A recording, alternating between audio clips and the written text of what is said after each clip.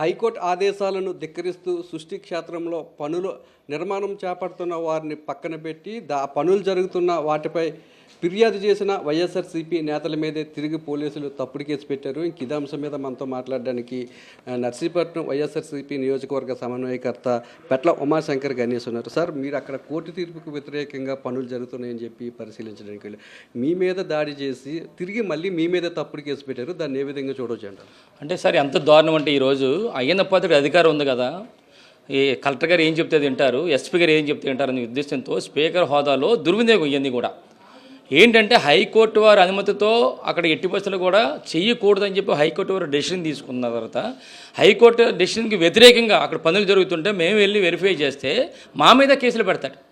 ఎంత దారుణం అంటే అక్కడ సెక్యూరిటీ గార్డు పెడతాడంటండి. సెక్యూరిటీ గార్డుకి ఏంటి సార్ సంబంధం? అది ఏమన్నా గవర్నమెంట్కి సంబంధించిన చెరువు అది ఏమన్నా, లేదా అయ్యన్న పాత్రుడికి సంబంధించిన చెరువు అయితే సెక్యూరిటీ గార్డు పెట్టుకుంటాడు. అది గవర్నమెంట్కి సంబంధించిన చెరువు కనుకనే మా అక్కడ సెక్యూరిటీ గార్డు ఎవరు ఉండరు, కావాలని ఒక క్రియేట్ చేసి సెక్యూరిటీ గార్డుని ఆ విధంగా పెట్టారు. అంటే ఈ విధమైన తప్పుడు కేసులు పెడితే న్యాయస్థానంలో ఉందో మేము కూడా ఎదుర్కొంటాం. అంటే ఎంత దుర్మార్గం అంటే ఏదైతే అనధికారికంగా చేస్తున్నారో వాళ్ళ మీద కేసులు పెట్టడం అనేసి, ఏదైతే మమ్మల్ని మీద దాడి చేశారో, కారు అద్దాలు పగలగొట్టారో మా మీద వాళ్ళ మీద కేసు నమోదు చేయకుండా కేవలం చూడడానికి వెళ్ళి అది కూడా పోలీసుల వారితో చెప్పి వెళ్ళిన తర్వాత కూడా మా మీద పెట్టారంటే అంటే పోలీస్ డిపార్ట్మెంట్ కూడా ఎంత దారుణంగా ఉందో. అంటే స్పీకర్ ఏదైతే అది చేసే ఉద్దేశంలో ఉన్నారని చెప్పి మేము అనుకుంటున్నాం. ఏదేమిటి కూడా ఇలాంటి తప్పుడు కేసులు కానీ పెడితే రేపు రాబోయే రోజులు కూడా న్యాయస్థానాన్ని ఆశ్రయిస్తాం. మరి ఏదైతే పోలీసుల మీద కూడా మేము కంప్లైంట్ చేస్తాం. సార్, మీరు కూడా నిన్న పోలీస్ స్టేషన్లో కంప్లైంట్ ఇచ్చారు స్పీకర్ గారి మీద కానీ, లేదంటే మిగతా ఎవరైతే మీ మీద దాడి చేశారో వాళ్ళందరి మీద ఏమైనా కేసు కట్టారా సార్ ఇప్పటి వరకు? సార్, ఈ రోజు వరకు కూడా మేము ఏదైతే మా మీద దాడి చేశారో, చంపాలనుకుంటున్నారో, కారు అద్దాలు పగలగొట్టారో, బీభత్సం చేశారో, మరి భయభ్రాంతులు చేశారో, ఎన్ని చేసిన వాళ్ళు ఎవరిని ఏమనలే. ఏమంటే 2 రోజులు అయిపోయింది, 24 గంటలు అయిపోయింది, ఏమి చేయలేదు. చూస్తాం, 2-3 రోజులు చూస్తాం. ఏమాత్రం కూడా వాళ్ళ మీద యాక్షన్ తీసుకోకపోతే మరి రేపు రాబోయే రోజులు ఏ విధంగా ప్రణాళిక చేయాలో పార్టీ నాయకులందరితో మాట్లాడి నర్సీపట్నం పెద్ద ఎత్తున కార్యక్రమం చేస్తాం సార్. సార్, అక్కడ చెరువులో నిర్మాణాలు చేపట్టడం వల్ల రైతులకు కానీ అక్కడ ఉన్న ప్రజలకు కానీ ఎలాంటి నష్టం జరుగుతుంది? సరే, అది అందుకనే అక్కడ నిర్మాణం చేయడం వల్ల రైతులకు నష్టం జరుగుతుంది, రైతులకు అన్యాయం జరుగుతుందనే ఉద్దేశంతోనే రైతులందరూ కూడా నా దగ్గర రావడం జరిగింది.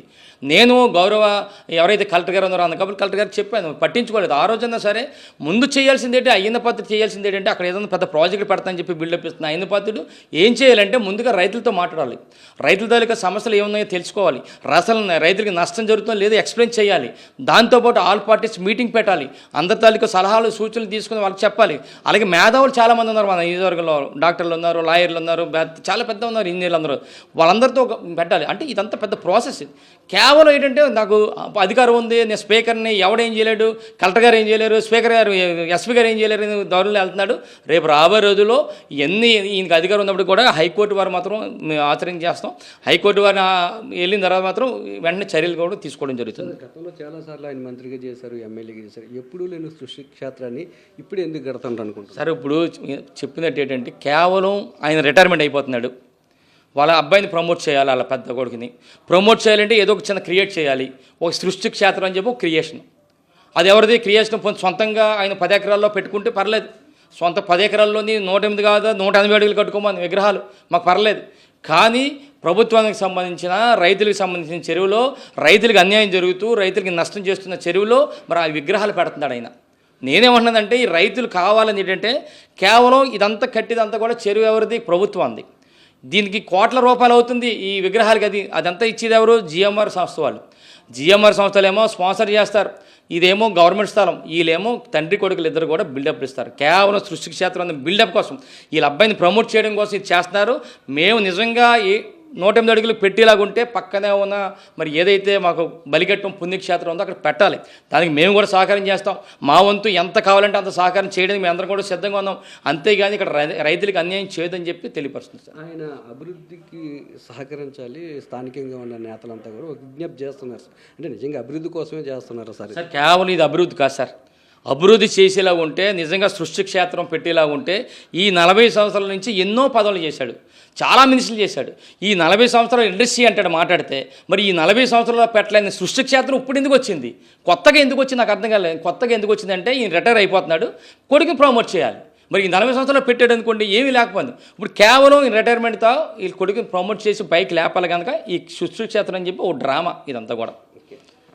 తప్పు చేసిన వారిని వదిలి తాము ఏదైతే తప్పు జరుగుతుందో దాన్ని పరిశీలించి పోలీసుల దృష్టికి తీసుకువెళ్తే తిరిగి తమ మీదే తప్పుడు కేసులు పెట్టారని, ఈ తప్పుడు కేసుల మీద హైకోర్టును కూడా ఆశ్రయిస్తామని, ఇన్నాళ్ళు 40 సంవత్సరాల రాజకీయం చేస్తున్న అయ్యన్న పాత్రుడు ఇప్పటి వరకు నిర్మించలేని సృష్టి క్షేత్రాన్ని ఇప్పుడే ఎందుకు నిర్మిస్తున్నారని, తన కొడుకుని రాజకీయంగా ప్రమోట్ చేయడం కోసమే సృష్టి క్షేత్రాన్ని నిర్మిస్తున్నారని చెప్పి ఉమాశంకర్ గణేష్ ఆరోపిస్తున్నారు. కెమెరామెన్ అప్పలరాజుతో నాయుడు, విశాఖపట్నం నుంచి.